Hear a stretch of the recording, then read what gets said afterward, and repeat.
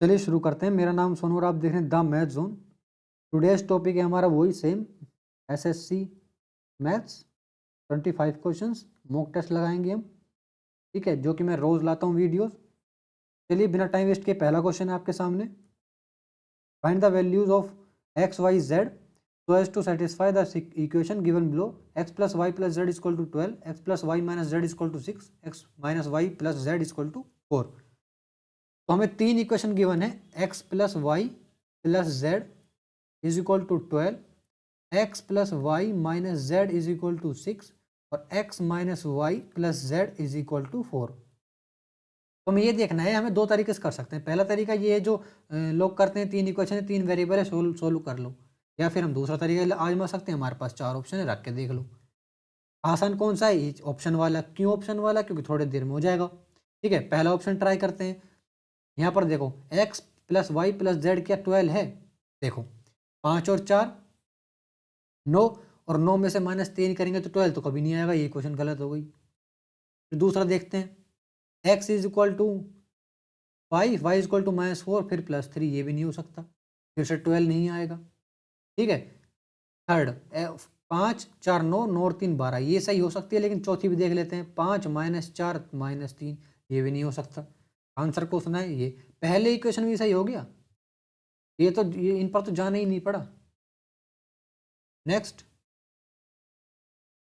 a policeman noticed a thief at a distance of 500 meters. The policeman started running and the thief also started running at the same time. The thief is running at a speed of 15 km per hour. It took 15 minutes for the policeman to catch the thief. Find the speed of the policeman. तो देखो 500 metre दूर से एक policeman देखता है, यहाँ पर policeman है, यहाँ पर वो चोर है। डिस्टेंस हमारे पास 500 मीटर, 500 मीटर्स, यहाँ पर चोर है। अब देखो चोर की स्पीड क्या है हमारे पास? चोर की स्पीड हमारे पास 15 किलोमीटर पर आवर। ठीक है, अब इस पुलिसमैन की स्पीड 15 किलोमीटर पर आवर से ज़्यादा होगी 100% होगी। ठीक है, और ये जो पुलिसमैन वो 15 मिनट में पकड़ लेता है। यानी इसका मतलब ये हुआ कि जो ये 500 मीटर है ना, 500 मीटर, ये पुलिसमैन 15 मीटर एक्स्ट्रा कवर करता है। इसका मतलब ये होगा 15 तो है ही है, 15 तो पुलिसमैन की स्पीड है ही है, उससे ज़्यादा स्पीड 15 मिनट में 500 मीटर पकड़ती है। इसका मतलब ये हुआ, ये देखते हैं 500 मीटर है। ठीक है, हमें आंसर चाहिए इन किलोमीटर पर आवर में। ठीक है, तो अभी मैं 500 मीटर यानी 0.5 हाफ किलोमीटर, 0.5 लगा देते हैं, हाफ किलोमीटर। और नीचे हमारे पास 15 मिनट यानी 1/4। ठीक है, यानी 2। इसको सोल्व करेंगे तो 2 किलोमीटर पर आवर आएगी। भाई हमारे पास डिस्टेंस है, हमारे पास टाइम है, स्पीड की वैल्यू आ गई 2 किलोमीटर पर आवर। इसका मतलब ये हुआ कि एक्स्ट्रा 15 तो है ही है, एक्स्ट्रा 2 किलोमीटर बढ़ानी पड़ेगी, जिससे कि वो 500 मीटर 15 मिनट में कवर कर ले। ठीक है, क्योंकि देखो यहाँ पर पुलिसमैन, यहाँ पर थी, अगर 15-15 होगी तो यहाँ पर पुलिसमैन, यहाँ पर थी 15, उतनी डिस्टेंस 500 मीटर बनी रहेगी। इस पुलिसमैन को स्पीड बढ़ानी पड़ेगी, तो 2 किलोमीटर बढ़ाएगा तभी 15 मिनट में इस 500 मीटर क्रॉस कर पाएगा। ये आपको ध्यान रखना है इस चीज़ का। और ये तुरंत हो सकता है, मैंने आपको समझाने में देर लगाई है, लेकिन अगर मैं तुरंत करता तो मैं ये सब बनाता ही नहीं। मैं सिर्फ इतना करता, 0.5 को 1.4 से डिवाइड करता, आंसर आता 2, और 15 में 2 जोड़ के 17 आंसर कर देता। बस मेरा इतना सा होता। ठीक है, नेक्स्ट, ये टेबल गिवन हमसे पूछा है, what is the ratio of the number of books for subject B1 to the average number of books per subject. तो इसने रेशियो पूछा है किसका? बुक्स का फॉर सब्जेक्ट B1। B1 में कितनी बुक्स है? 120 बुक्स है मान लेते हैं। ठीक है, और किसके एवरेज का? Number of books per subject. अब कितनी बुक्स हैं पर सब्जेक्ट में, एवरेज निकाल लेते हैं। इन सबको जोड़ना पड़ेगा और 5 से डिवाइड करना पड़ेगा। इन सबको जोड़ा कितना हुआ हमारे पास? 100 200 300 400 500। 500 में फिर ये हो गया 600, और ये होगा 600 20 40 60 660। 660 डिवाइड बाय 5 करेंगे, 5 एकम 5, 132। ठीक है, यहाँ पर 132 लिखा। अब इनको सोल्व करेंगे, कितना है हमारे पास? ये जाएगा 6 और ये जाएगा 6 6 यानी 10/11। Next, if a ratio b is equal to 6:8, b ratio c is equal to 5:12, then a b c। Simple है, यहाँ पर देखो a रेशो b, मैं लिख रहा हूँ, आपको लिखने की जरूरत है नहीं, जब आप मॉक टेस्ट दोगे तो ठीक है, हर चीज़ लिखने की जरूरत होती नहीं है। Is equal to 5:12। इनको सोल्व करेंगे तो 6:8 और 5:12 सोल्व करेंगे तो देखो दो तरह से सोल्व होता है ये। एक कि भाई इन दोनों को सेम बना लो, यहाँ पर मैं क्या इंटू करूँ, यहाँ पर मैं क्या इंटू करूँ कि ये दोनों सेम हो जाए, ठीक है। या फिर ऐसा कर लो कि 6:8 5:12, इन दोनों को इंटू करो, कितना है हमारे पास 30, इन दोनों को इंटू करो कितना है हमारे पास 40, और इन दोनों को इंटू करो 99, ठीक है। बस आंसर क्या है हमारे पास 15, 20 और 48। Next, if 2 tan theta is equal to 3, then 3 sin theta minus 2 cos theta upon 3 sin theta plus 2 cos theta is equal to. तो देखो पहले पहले या तो आप tan की वैल्यू निकाल के sin और cos की वैल्यू निकाल लो, ठीक है। वो बिना बात कौन दिमाग खर्च करे, यहाँ पर ये देखो मैं इसको सीधा कर दूंगा ना कि इसको 10 बना दूंगा। यहाँ पर मैं अगर cos से डिवाइड दूँ, यहाँ पर cos से पूरा cos से डिवाइड दे दूँ, नीचे पूरा cos से डिवाइड दे दूँ, कुछ फर्क तो पड़ेगा नहीं क्योंकि ये दोनों कट जाएंगे, ठीक है। लेकिन ये बन जाएगा ये 3 tan थीटा माइनस 2, और यहाँ पर ये 3 tan थीटा प्लस 2, ठीक है। तो बस tan थीटा की वैल्यू क्या है 3/2, यानी 3 × 3/2 माइनस 2, 3 × 3/2 प्लस 2, वैल्यू आई हमारे पास। सोल्व किया 9 9 और ये 4, 9 में से 4 गया 5/2, और नीचे कितना है हमारे पास 9 + 11, 9 और 4 13, 13/2, 2 से 2 कट जाएगा, value I 5/13। Next, if p cos a is equal to 2q sin a and 2p cos a minus q sec a is equal to 3, then the value of p square plus 4q square is। तो देखो यहाँ पर ऐसा होता है कि यहाँ पर आइडेंटिटीज भी हैं, कुछ आइडेंटिटीज जैसे कि मैं बताता हूँ, लेकिन उन आइडेंटिटीज का यहाँ पर कोई काम है नहीं। जैसे कि देखो कोई आइडेंटिटी नहीं, a cosec theta plus b cot theta is equal to c मान लेते हैं, b cosec theta plus a cot theta is equal to d मान लेते हैं, तो a square minus b square is equal to c square minus d square हो जाता है, ठीक है। ये थोड़ी एक्स्ट्रा, कोई अगर एक्स्ट्रा याद करना चाहे तो वो करता है। यहाँ पर देखो हम दो तरह से कर सकते हैं, ऐसे भी तो कर सकते हैं हम कि cos a is equal to 2q sin a upon p हो जाता है, ठीक है। सॉरी, p की वैल्यू यहाँ पर cos से नीचे चला जाएगा, यहाँ पर p की वैल्यू निकाल लेते हैं हम, तो cos से नीचे चला गया, ठीक है। यहाँ पर ये p की वैल्यू आ गई। अब q की वैल्यू क्या आएगी, q की वैल्यू क्या आएगी देखो, यहाँ पर ये माइनस का प्लस चला जाएगा, यहाँ 3 माइनस का q नीचे आ जाएगा। जैसे कि देखो यहाँ पर q की वैल्यू निकालेंगे तो q की वैल्यू आएगी हमारे पास 2p cosec a minus 3/q, ठीक है। सॉरी सेक a, ठीक है। अब ये p की वैल्यू, ये q की वैल्यू, और यहाँ पर रख के देख लो, और बहुत लंबा पड़ जाएगा, सोल्व कर लो, ठीक है।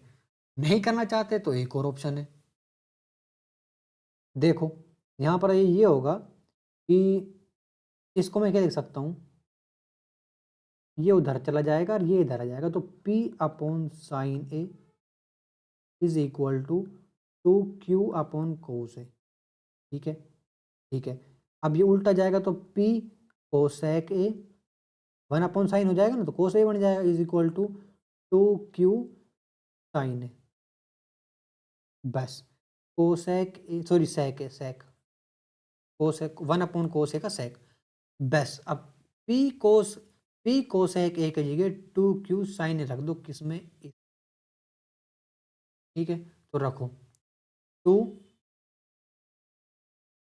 p कोसेक की जगह 2q इंटू 2q सेक के, फिर minus q sec a is equal to 3। ये हुआ 4q sec A minus q sec a, यानी 3q sec a is equal to 3, q sec a is equal to 1। इसका मतलब हमें ये पता चला कि sec a की वैल्यू आई 1 और q की वैल्यू आई 1। ठीक है, अब हमें बस, और cos की वैल्यू आई 1। जब sec a की वैल्यू 1 है तो cos a की वैल्यू भी तो 1 है। ठीक है, बस इतनी सारी वैल्यूज आ गई हमारे पास। फिर करना ही क्या है, p की वैल्यू देख लेते हैं इसमें। p इंटू कोस ए की value 1 is equal to 2 into sine A की वैल्यू 0। भाई साइन ए की, अगर कोस ए की वैल्यू 1 है तो साइन ए की वैल्यू क्या होगी? 0 ही तो होगी। टेबल में सारी वैल्यूज हैं, ये एक दूसरे से सारी लिंक हैं। सेक ए की वैल्यू अगर 1 है तो कोस ए की वैल्यू भी 1 होगी। अगर कोस ए की वैल्यू 1 है तो साइन ए की वैल्यू 0 होगी। तो p की वैल्यू आई 0 और q की वैल्यू आई 1। तो वैल्यू क्या बना? p 0 का स्क्वायर प्लस 4 इंटू 1 का स्क्वायर।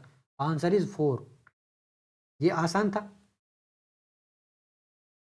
इसमें आपको कठिनाई होगी क्योंकि इसका फिर आप p इसका स्क्वायर करोगे, फिर इंटू 4 करके इसका स्क्वायर करोगे। Next, triangle EFG and HIJ are similar. Also, angle E is equal to angle H. Angle F is equal to angle I. If 3EF is equal to HI and FG is equal to 9 centimeter, then IG is equal to, दो triangle हमने कर दिए similar. करने के बाद ये triangle EFG, ये triangle HIJ। जो एंगल E है वो H के बराबर है, एंगल F है जो I के बराबर है। ठीक है, जो 3EF है यानी इंटू कर लो 3HI। HI जो है ना, ये 3 गुना, ये छोटा है इससे। ठीक है, यानी ये 3 गुना। अब ये FG की वैल्यू है हमारे पास 9, IJ की वैल्यू निकालनी है। ठीक है, सिमिलर की प्रॉपर्टी आप सबको पता है। क्या पता है ये देखो, मैं कर रहा हूं EF upon HI is equal to FG upon IJ। सही किया। सिमिलर की प्रॉपर्टीज में ये दोनों होते हैं, होते हैं। ठीक है, EF की जगह HI की जगह में लिख ले 3EF लिख दिया मैंने, तो EF से EF कट जाएगा, 1/3 बचेगा। इज इक्वल टू FG की वैल्यू 9 है, IJ की वैल्यू निकालनी है। IJ की वैल्यू क्या है हमारे पास? 27। आसान था। नेक्स्ट, ये हमें टेबल गिवन, हमसे पूछा है the total sales of branch B6 for the both the year is what percent of the total sales of branch B3 for both the years. अब हमें ये तो पता है कि पॉइंटों में आएगा आंसर। अब पॉइंटों में आने के बाद आप तुरंत देखो कि हमें पॉइंटों में लाना नहीं है, हमें सिर्फ शुरू के पता होना चाहिए कि क्या है यार, कहाँ लगभग लगभग कितना पहुंचेगा, बस इतना पता चल जाए। तो the total sales of branch B6 ढूंढो कहाँ पर है, ये रहा। टोटल सेल किसकी? और बोथ द ईयर्स, दोनों की ईयर, यानी ये 70 और ये 80, कितना हुआ हमारे पास? 150। ये हुआ 150। Is what percent of total sale, ये कितना परसेंट है किसका? B3 का। Both the years, both the years लिखा है ना, हाँ बोथ द ईयर्स लिखा है। तो ये हुआ हमारे पास 205 इंटू 100। ठीक है, तो वैल्यू आई हमारे पास, ये चला गया किससे? 5 से 41, यानी ये हो गया 3000। 3000, इसका मतलब ये हुआ कि लगभग लगभग मैं कितना इंटू करूँ? 70 इंटू करो एक बार इसमें, तो 70 इंटू करेंगे 7 एक 7 चौके 28, ये 2870 पे जा रहा है। अगर मैं 71 इंटू कर दूंगा तो यहाँ पर ये देखो 71 41 बार ले चलो, तो अगर मैं 41 को 71 से इंटू करूँ तो क्या ज़्यादा होगा कम होगा, ये देखते हैं। 1, 7 और 4 11, ये हुआ हमारे पास 7 चौक 28, 71 पे जा रहा है। इसका मतलब ये हुआ कि कहीं ना कहीं ये 71 से ज़्यादा ही है। इसका मतलब सिंपल है कि इसमें 71 से ज़्यादा कौन सा ऑप्शन है। छोटा सा भी दिमाग लगाया जाए तो 73 आंसर है। अब 73 आंसर कैसे ही है देखो, 69 तो हो नहीं सकता, 70 हो नहीं सकता, 82 बहुत ही ज़्यादा चला जाएगा, 3000 के बिल्कुल करीब है हम। 82 तो बहुत आगे, ठीक है। 73 सिंपल आंसर है, हमें कुछ लिखाने की जरूरत ही नहीं है यार, ठीक है। तो पॉइंटों में डिवाइड करते जाओ, खट खट खट नहीं, हमें पता है कि 41 को 70 से डिवाइड करेंगे तो लगभग लगभग पहुंच जाएंगे भाई। Next, place a and b are 20 kilometre apart on the highway. A car starts from A and another from B at the same time. If the cars travel in the same direction at different speed, they meet in 1 hour. If they travel towards each other, they meet in 12 minutes. What are the speed in kilometer per hour of two cars? दो, एक place है A, एक place है B, इनकी distance है 20 kilometre highway पे। A car start from ए, यहाँ से कार स्टार्ट, और दूसरी कार यहाँ से, दोनों टाइम एक साथ चली। If the car travel in the same direction at the different speed, they meet in 1 hour. If they towards each other, they meet in 12 minutes. इसका मतलब ये हुआ कि अगर ये ऐसे भागें तो ये 1 घंटे में मिल जाएंगे। इसका मतलब ये हुआ कि ए की स्पीड ज़्यादा है और बी की स्पीड कम, क्योंकि अगर बी की स्पीड ज़्यादा होती तो ये तो मिल ही नहीं पाते, दूर बढ़ते जाते। और अगर ये दोनों एक दूसरे की तरफ भागें तो 12 मिनट में कवर कर लेंगे। इसका मतलब ये हो, देखो इनकी स्पीड 20 किलोमीटर है, 20 किलोमीटर पर आवर, और टाइम इनको 12/60 कर देंगे घंटे में, ठीक है।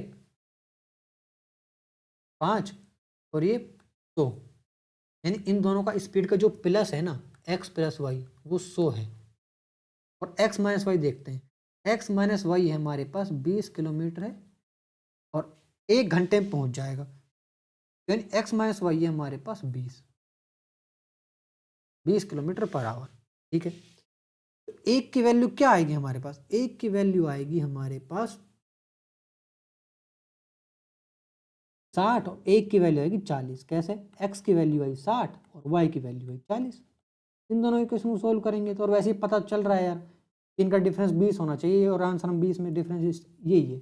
Next, if 45 degree and 65 degree are the angles of a triangle, then find the exterior angle of the third angle. का मतलब ये हुआ रिमेनिंग एंगल, यानी एक ट्राइंगल में अगर एक 45 का है, एक 65 का है, तो ये कह रहा है साफ साफ एक ट्राइंगल बना ऐसे, जिसमें ये मान लेते हैं 45 का और ये 65, ये पूछ रहा है सिंपल, ये कितना होगा।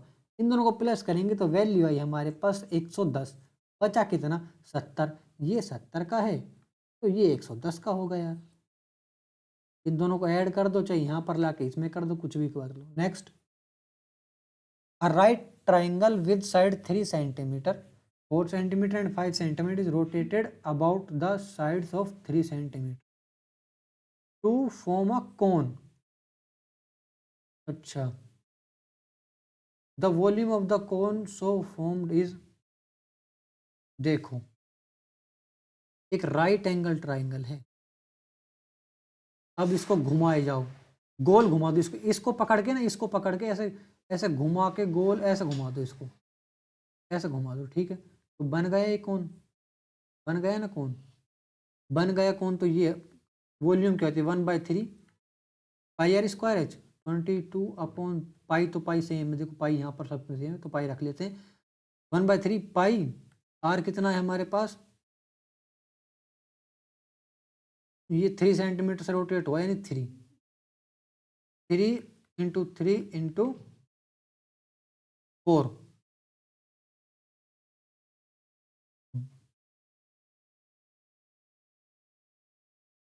सॉरी ये 3 है, ये 3 है और ये 4 है, ठीक है, ये 4 है। तो 4 इंटू 4 इंटू 3, तो 3 से ये वाला 3 कटेगा और यहाँ पर आएगा 16। Next, pipe L can fill a pool in 30 hours and pipe M in 45 hours. If both the pipes are opened in an empty pool, how much time will they take to fill it. Simple सी बात है, एक के अगर 30 घंटे है timing, एक की 45 आवर्स, दोनों का एलसीएम लिया, कितना हुआ हमारे पास, ये इतना हुआ कि 90, ये हुआ 3, ये हुआ 2, ये हुआ 5, 90 में 5 डिवाइड करेंगे तो ये हुआ हमारे पास 18। Next, root x plus 1 upon root x 7 x plus यहाँ पर इसका स्क्वायर कर देंगे, इसका स्क्वायर कर देंगे, value I x plus 1 upon x plus 2ab is equal to 49। यहाँ पर ये माइनस जाएगा तो ये हुआ हमारे पास 47। Next, a merchant has 1000 kg of sugar, part of which he sells at 10% profit and the rest at a 40% profit. He gains 20% on the whole. The quantity sold at 40% profit is, एक merchant ने 1000 kg sugar बेचेगा मतलब सो, और उसमें से 10% profit, एक जो part है, दो पार्ट में उसने किया, एक को 10% प्रॉफिट के साथ, अगर मान एक को एक्स मान लेते हैं तो एक को मैं मान लेता हूं 1000 माइनस एक्स, 1000 माइनस एक्स, ठीक है। तो एक को तो उसने किया 40% के प्रॉफिट के साथ, 140 कर दिया उसको, ठीक है, प्लस एक को उसने किया 10% के प्रॉफिट के साथ, ठीक है, यानी 110 कर दिया उसको, और टोटल प्रॉफिट बना उसका 20%, यानी 1000 किलो का 120% कर दिया। बस इतना सा फाइंड करना है कि 40% वाला यानी ये वाला कौन सा है, ठीक है, क्वांटिटी कितनी थी, एक्स की वैल्यू फाइंड करनी है बस हमें। तो वैल्यू आई हमारे पास, सोल्व करेंगे तो यहाँ पर इस 100 को तो हटा ही दो, क्योंकि सब में यहाँ पर 120 110 40% है, तो जब भी फायदा आएगा, जब भी फायदा आएगा। तो वैल्यू है हमारे पास 2/5x प्लस, ये वैल्यू आई हमारे पास 1000 minus x upon 10 is equal to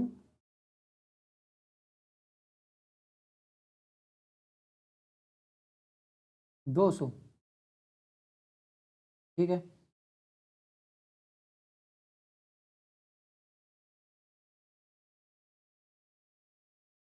दो 1000, यहाँ पर हुआ 3x is equal to 1000, x की वैल्यू आई 3331 अपॉन, आसान था। Next, Akshay purchase pens and notebooks from a shop for a total sum of 180 from the following data, what is the value of x. देखो, अक्षय जो है वो purchase करता है पेन्स और नोटबुक फ्रॉम अ शॉप पर टोटल सम 180 रुपये के, 180 रुपये में उसने 10 रुपये के 10 रुपये प्रति पेन 10 रुपये खर्च करे, इतने क्वांटिटी थी, ठीक है, और नोटबुक की 20 रुपये की 6 क्वांटिटी थी, यानी 120 रुपये का तो उसने खरीद लिया नोटबुक, ठीक है। बचा कितना रुपये, बचे इतने रुपये 60 रुपये, 60 रुपये में उसने 6 पेन खरीदेंगे, जब भी वो 60 रुपये पूरा होगा, एक पेन 10 रुपये का है तो। Next, the concentration of 3 acids A B C are specified as 20%, 30% and 40% respect, they are blended in a ratio 3, 5 and a, yielding a solution with a concentration of 30%, what is the value of a। तो बस ये question आपको पढ़ने में थोड़ा सा लगेगा कि हाँ ये क्वेश्चन थोड़ा सा है, पर ये असलियत में अगर अंदर देखो जाए तो नहीं है, कठिन इतना है नहीं। देखो इसने साफ साफ क्या कहा है, ये देखो, ये 20%, ये 30%, ये 40%, ठीक है। इसने ये कहा है कि 3 कंसंट्रेशन, मतलब 3 भी कोई भी केमिकल है उसमें, जो मान लेते हैं 20% तो उसमें केमिकल है और बाकी कुछ भी है, फिर दूसरे वाले केमिकल में, दूसरे वाले केमिकल फ्लास्क में 30% वो वाला केमिकल है और बाकी पानी है, 40% वो केमिकल है, बाकी पानी है, ठीक है। और उनका रेशो बनता है ये और उन तीनों को जब मिला दिया जाएगा तो टोटल कंसंट्रेशन 30% बनेगा इन तीनों का, बाकी 70% पानी। इसका मतलब सिंपल सिंपल सा ये हुआ कि 20% into 3 plus 30% into 5 plus 40% into क्या होगा हमारे पास 1 अपॉन 30 प्लस तो 3 plus 5 plus a is equal to total बना 30। बस आंसर आई हमारे पास ए की वैल्यू, ये उधर मल्टीप्लाई होगा 30, ये 360 150 उधर 60 और 150 उधर माइनस होगा, कितने में से 90 और 150। ए की वैल्यू आई 50 डिवाइड करेंगे, ए की वैल्यू आई 3। बस आपको ये फाइंड करना है कि ये कर क्या दिया, ये ऐसे कर दिया कि 20 को इंटू 3 से करेंगे तो भाई इसकी वो आ गई कंसंट्रेशन की, भाई इतना है पहला वाला, प्लस ये दूसरा वाला इतना परसेंट, इतना वो है कि पूरा इतना बनेगा, तीसरा वाला इतना बनेगा, और टोटल हमारे पास इतना है। ठीक है, अगर उसको डिवाइड करेंगे तो 30 आएगा, जो कि ये कह रहा है कि 30 आएगा। मैंने बस रखा ही तो जो जो कह रहा है।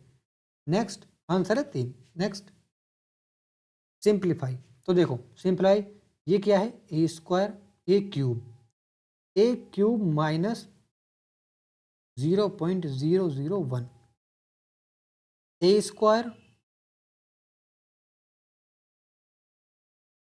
Plus 0.058 plus 0.01। देखो मैं मान लेता हूँ कि ए को अगर मैंने माना है 0.58 तो बी को मैं मान लूँ 0.1। ठीक है, तो क्या हुआ A cube minus B cube जो कि ये है upon A square plus A B plus B square. Identity बन गई A cube minus B cube की, A minus B A square plus A B plus B square.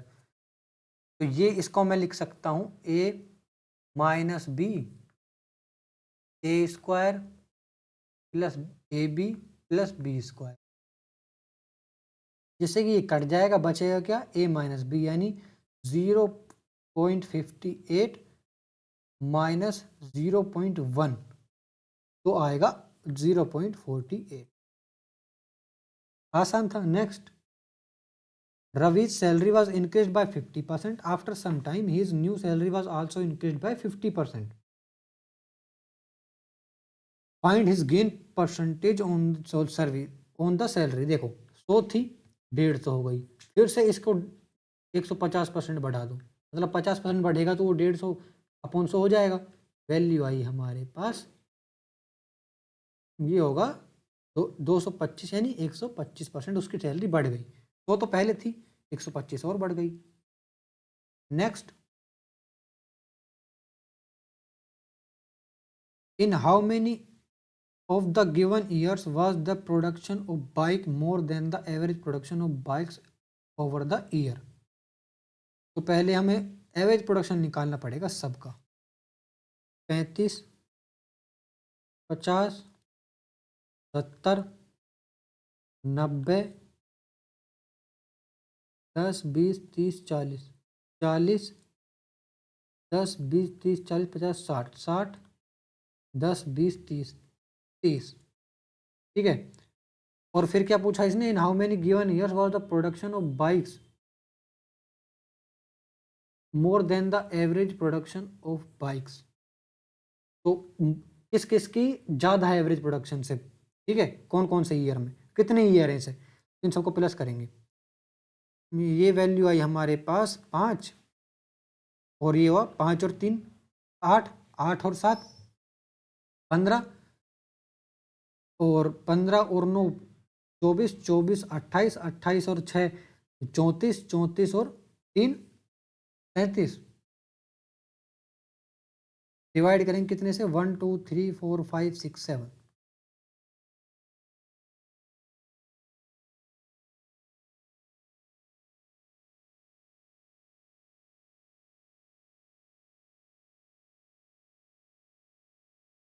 कितनी years हैं? एक तो ये रहा 53 से ऊपर 1, 2 और 3। Next, if cot theta is equal to 4/3 then evaluate sec theta 1 plus cot square theta cosec square theta minus cot square theta divide by cosec cube theta. तो अगर कोट थीटा 4/3 है तो सेक थीटा की value क्या होगी? Cot theta होता क्या है? कोट थीटा होता है टेन थीटा का उल्टा, यानी पी अपॉन बी का उल्टा, बी अपॉन पी, यानी 4b है बेस और परपेंडिकुलर है 3, तो इसका मतलब हाइपोटेनियस होगा 5। ये तो याद होता है सबको, ठीक है। बस रख दो। सेक थीटा की वैल्यू क्या है हमारे पास? होता क्या है सेक थीटा? h/b यानी 5/4 1 प्लस 16/9। यहाँ पर कोसेक स्क्वायर थीटा यानी कि होगा हमारे पास H/P, यानी h क्या है 5 और p क्या है 3, का स्क्वायर 25 और 9 minus 16/9 divide by 125 divide by 27। Solve करेंगे, वैल्यू आई हमारे पास 25 डिवाइड बाय 9 125/36, 25 ये जाएगा हमारे पास 9, 9/9 1,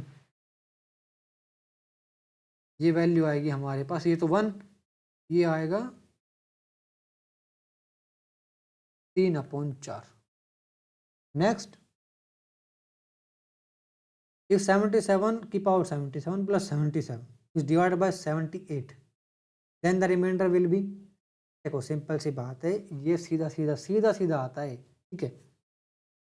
कैसा? ये देखो, अगर x की पावर n है प्लस y की पावर n है तो x प्लस वाई बन जाता है, ठीक है, ठीक है ना। यहाँ पर n मान लेते, तो ये है, देखो यहाँ पर मैं ऐसे इसको ऐसे लिख दूंगा 77 की पावर 77 प्लस 1 की पावर 77 प्लस 76 लिख सकता हूँ ना। ये तो मैं इसको मैंने ये इन दो टुकड़ों में तोड़ दिया, इसको तो मैंने लिख दिया 78 प्लस, ठीक है, 76/70। अब ये से तो ये कट जाएगा, रिमाइंडर कितना बचेगा? 76। आसान था। नेक्स्ट, और ये ध्यान रखना, रुको देखो, ये ध्यान रखना कि यहाँ पर 1 होना चाहिए, यहाँ पर 1, तभी ऐसा होगा ये, ठीक है। ये ध्यान रखना, बस यहाँ पर 1 होना चाहिए, एक x की पावर n प्लस 1 की पावर कुछ भी, ये ध्यान रखना। Next, two successive discount of 40% and 30% are equal to a single discount, तो क्या होगा वो? 70 माइनस 12 कितना हुआ? 58। Next, in a circle of radius 5√13 a chord is at a distance of 10 centimeter from the center of the circle, find the length of the chord।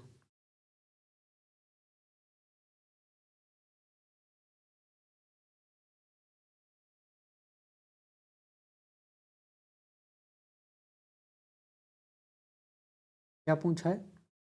इसका square करेंगे 25 into 13 minus करेंगे 100 को, कितना हुआ हमारे पास? 25 कॉमन ले लिया, 13 माइनस 4 कितना हुआ?